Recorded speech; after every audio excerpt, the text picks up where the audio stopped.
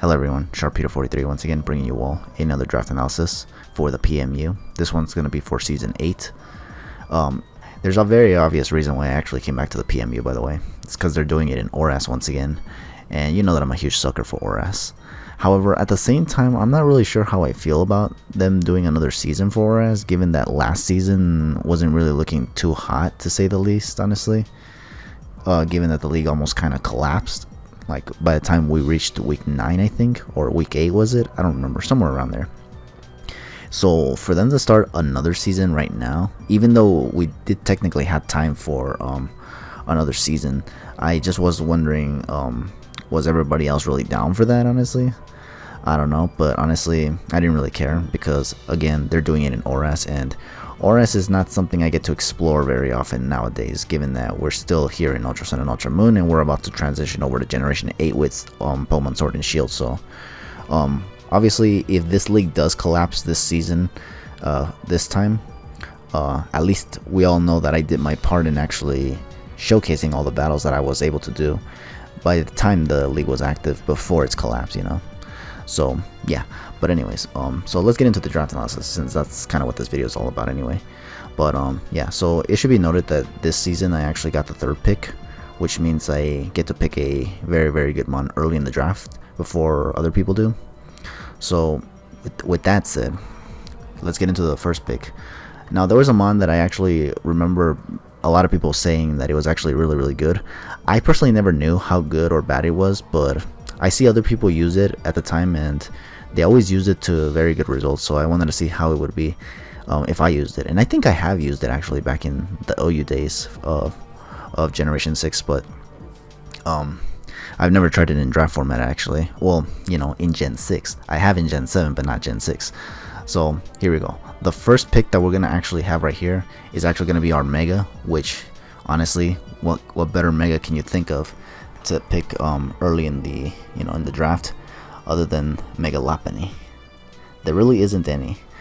But yeah, Megalopunny is one of those mons that is really fast and hits really hard. It's one of the biggest reasons why I picked it, because I do need a mon that's actually relatively fast and can hit relatively hard.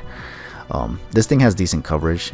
I think it also has decent utility as well, and also I think it's a Mega as well, so that kind of takes away from the knockoff users and whatnot, so that you don't take too much damage from knockoff. And on top of that, Megalopunny is a fighting type, so it resists knockoff even, and it has respectable bulk. So yeah, I'm hoping I can do very well with Megalopunny. I think I have done very well with Lop in the past anyway, so I'm kind of trying to see if I can actually kind of have that repeat itself here in Gen 6 with the PMU. So let's see, let's get into the next pick here. I'm gonna actually try not to get too much into these mons because there's only so much time I have. So but yeah, Megalopunny, it's a very obvious mon as to why I picked it this early, honestly.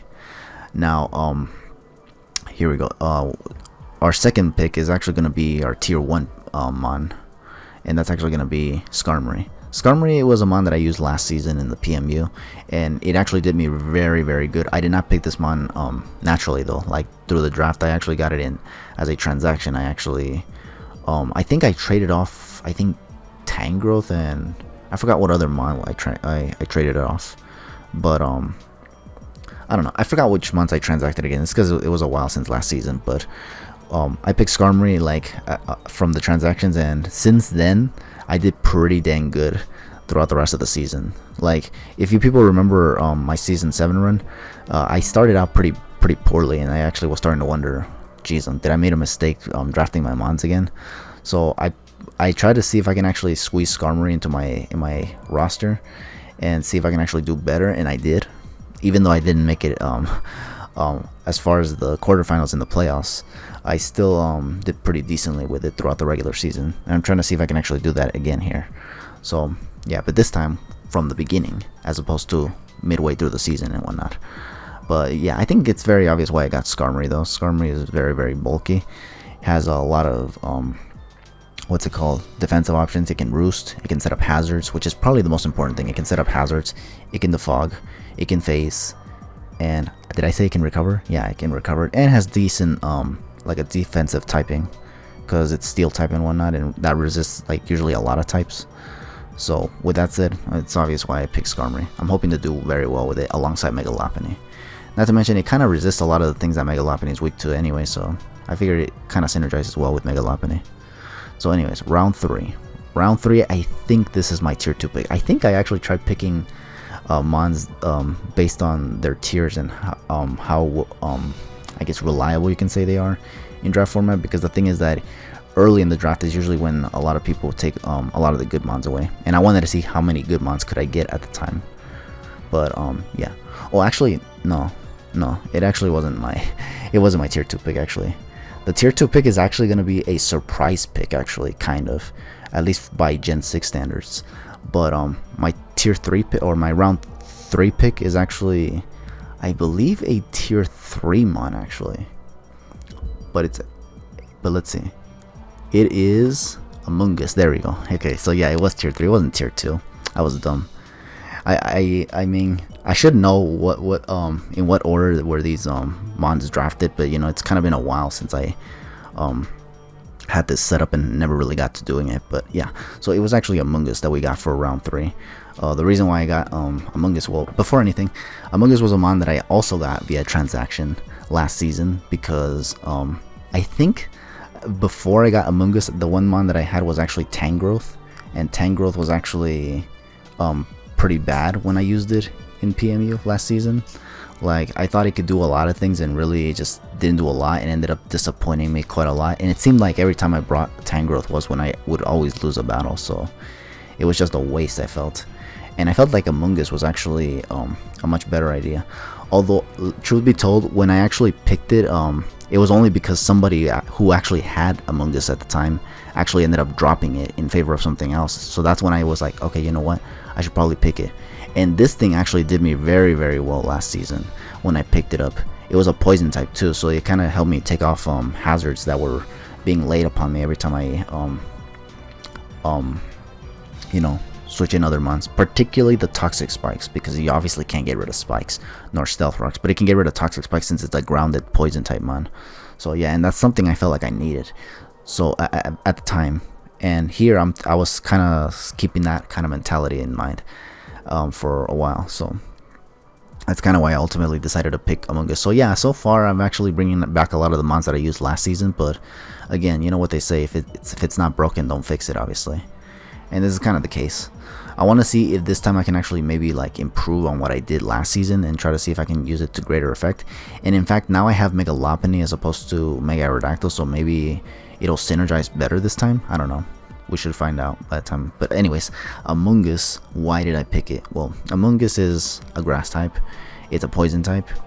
It resists the fairy typing, which is really, really good right now, because I think in Gen 6 the fairy types are very, very busted. So obviously I had to pick something that can kind of help deal with those, and Among Us was definitely a decent choice, since Among Us is one of those mons that don't die very easily, actually. So, and on top of that, it has Regenerator as well, so it's actually a very good mon for pivoting as well. And it has Spore as well, so it can put mons to sleep. And if you invest with if you give it the right investments, it can be really, really bulky too, honestly, for anything to take it out in one hit and whatnot. So yeah, that's why I picked Among Us. Pretty straightforward, obviously. The next pick that I got, this one I think was actually, I think this was actually also a tier 3 mon. I think this is the season where I actually dropped a lot of tier 3 mons, and you're gonna see right now. But my next pick here is actually going to be Slowking. Now, Slowking is a mon that I think also did me very well. I don't remember when was the last time I used it. I don't even remember if I used it last season of the PMU. I can't help but feel that I did. Or was that slow, bro? I don't remember. But I remember having used this thing very, very recently, though. But it's been a while, and I don't even remember what it was again. But either way, I picked Slowking anyway, because Slowking is a very good mon on the especially defensive side. I already have Skarmory for the physical defense, so I kind of need something that can help me on the special side. And I think Slowking kind of does that very well. And it also has Regenerator, which is something I actually didn't realize until I actually started doing the battles, which you'll see after this draft analysis, or sometime later after this draft analysis. But yeah, Slowking it has relatively decent power, and on top of that, it can set up. It has Calm Mind, or it can have Nasty Blood as well, so it can set up and, you know, do all kinds of things. It can run Trick Room, because I do have a lot of slow mons, so Trick Room can be effective here if I use it correctly. And I think it also has reliable recovery, just like a Mungus. So reliable recovery and regenerator could mean a good time actually. But and yeah, it also has a lot of coverage as well. So, and it has a decent typing as well. Although I think the psychic types can be a little bit hindering considering there's dark types. But I don't know. I feel like I have things that can kind of work around it a little bit. And I just figured, yeah, it's a pretty decent water type, and it's also one that I don't think I use very often. Like, at least compared to other water types that I've used. So, yeah. But anyways, that's Slow Bro for you. Or Slowking. Jeez, I still get those damn names confused. How do you like them apples? But, yeah. Now, round 5 pick. Here's where it gets a little interesting. Even though it could kind of come off as a bit anticlimactic by depending who watches. If you're someone that's watched since my Season 7 run, like if you've seen my Season 7 run, this might be anticlimactic to you. Maybe not. But my 5th pick is actually going to be... yes, Gardevoir again. Why? Why did I pick Gardevoir once again? Well, Gardevoir is a fairy type, and unfortunately, I actually wanted to get Sylveon. Like, I was actually planning to get that in round 2. Unfortunately, though, some crazy individual went out of their way to get Sylveon in round 1 of the draft. So I was like, wow. Like, Megalopunny was good, but I was planning to pair that with Sylveon, because I felt like that would have been a decent combination. But unfortunately, somebody got the Sylveon right in round 1 after I picked Megalopunny, and I was like, oh. So obviously that wasn't good for me. So obviously I had to pick something that I could use, and I think throughout round 1 and 2, I think in between these 4 rounds, a lot of the fairy types were being taken too. Honestly. Like, I underestimated how likely the fairy types would be picked here in the Gen 6 setting. Like, I thought they wouldn't be picked very easily, but I was wrong. And they took Mega Altaria, which was a mon I was considering. They took out, what's that other mon that is a fairy type?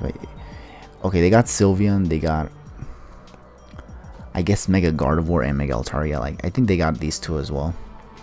And there was one more. I forgot what was the other one, but it was not Florges. Although they did get Florges, but Florges wasn't a mon I was thinking of getting anyway. But they did get Florges as well. I guess that was the only one. I don't remember. But I remember there was like a lot of fairy types that I could have picked, but a lot of them got taken like within these first 4 rounds. So I was like, damn. So I pretty much was left with nothing but Gardevoir again. I obviously don't want to pick Aromatisse, because Aromatisse is not only ugly, but it's also terrible. So obviously, Gardevoir was the way here in this scenario. And Gardevoir is still good as always. It has that good special attack, has the setup potential, has good utility, and has decent coverage as well. I think I said that already. I don't remember. But yeah, that's Gardevoir. I don't think there's a whole lot new to say about Gardevoir, given that I actually used this mon last season. But yeah, anyways, moving on. Our 6th mon. Now this is where the surprise pick comes in. I actually picked Zygarde, and nobody and their mother was actually picking this mon during the early stages of the draft, because I guess because it doesn't have 1000 arrows, which is a move that it only has in Gen 7. But in this game, I actually remember doing in this generation, I actually remember doing very, very well with it in small gun battles. And I think I did use it in, well, actually I don't think I ever used it in draft format. I think I did use Zygarde 10%, but I don't think I've ever used Zygarde 50% actually. I don't think I've ever used it actually. I faced them, but I don't think I've ever used it.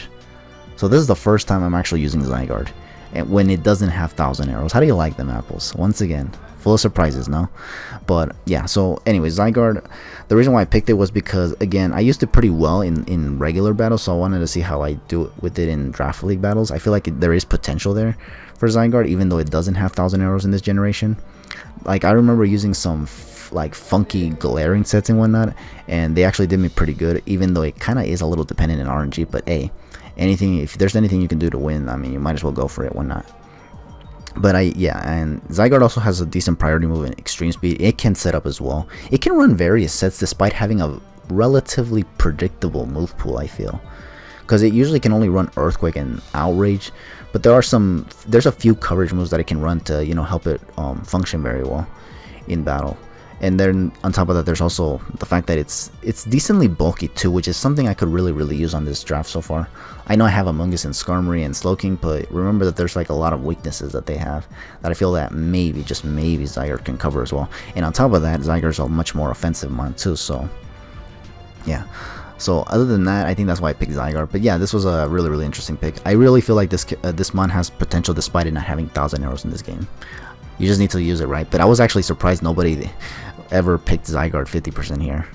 So like I was able to get this thing in round 6 of all, despite it being tier 2. It could have been tier 1 if it was actually carrying 1000 arrows, but because it doesn't, it actually dropped to tier 2. But nobody picked it because everybody figured that mons like Dragonite, Garchomp, and Salamence were much better picks, and I can kind of see why, obviously. But you know, I just decided to go with Zygarde. Plus, it gives me another electrical immunity, which means people can't just volt switch on me off willy-nilly. So with that said, let's get into round 7, I think it is. Yeah, and this is where we actually kind of go back to that old school way of thinking of using older mons. Last season I used Mega Aerodactyl, but this season I'm gonna be using the regular Aerodactyl. Now the reason why I picked the reason why I picked Aerodactyl was because I needed another fast mon, because as you've seen, I've only picked a bunch of slow mons, with Zygarde being a little faster than usual, but not fast enough then compared to the various 100 speed mons that there are in the, you know, in the Pokédex, I guess, like in general. So I decided to get Aerodactyl, which does have decent coverage and also has a reliable recovery and roost, can set up rocks, can set up, like, you know, offensively to, you know, attack things. And it has really good speed, which is the important thing, that it has good speed, and it can hit relatively hard, much harder than Crobat anyway. I think it's less bulkier than Crobat, but it can still hit harder than Crobat, and usually I do like to play a little more offensively than defensively anyway, so yeah, that's why I got Aerodactyl. And it's a flying type, so I'm not too susceptible to Earthquake either, because as you can see, only Skarmory and Aerodactyl are like the only ones that are not affected by Earthquake, but everything else kind of doesn't take Earthquakes very well, especially if it's coming from powerful mons like Landorus and whatnot. So yeah, but that's Aerodactyl for you. So the next mon that we're gonna have here is actually Fortress. Fortress is a very viable mon because it actually has literally all forms of hazards. It has toxic spikes, it has rocks, and the most important thing that it has here that is something that I almost never get in any draft league, a rapid spinner. That's something that I almost never carry in a lot of my drafts recently. So it feels really good to get a mon like Fortress. It's another steel type, sure, but I can definitely use it in situations where I can't use Skarmory, and can sometimes be even better than Skarmory, because Skarmory does have that electrical weakness, and I think Fortress does not. And again, it's just for the rapid spinning and various hazards I can set up with this thing, honestly. It also can pivot, unlike Skarmory, because Skarmory actually has to rely on phasing more than anything. So yeah, that's basically why I picked Fortress. I needed something that can actually rapid spin, and I was actually running out of options for rapid spinners. Like, I couldn't get Tentacruel, and even if I did wanted to, I already got a water type in Slowking, so, and a poison type in Mungus, so getting Tentacruel was just, I didn't feel was the way, so I got Fortress instead. Now my 9th pick, that's actually going to be Lantern. Now Lantern is once again another mon that I've used in the PMU before, and the reason why I'm bringing it back is because once again it seems to look very good for my team, and once again I kind of am afraid of the lack of electrical immunities, as that can actually give a lot of people the opportunity to just kind of volt spam me, and I didn't want that. So obviously I brought this thing which is immune to volt switch, unless you're running a Mega Ampharos on your team or something, which I don't even know how likely that is.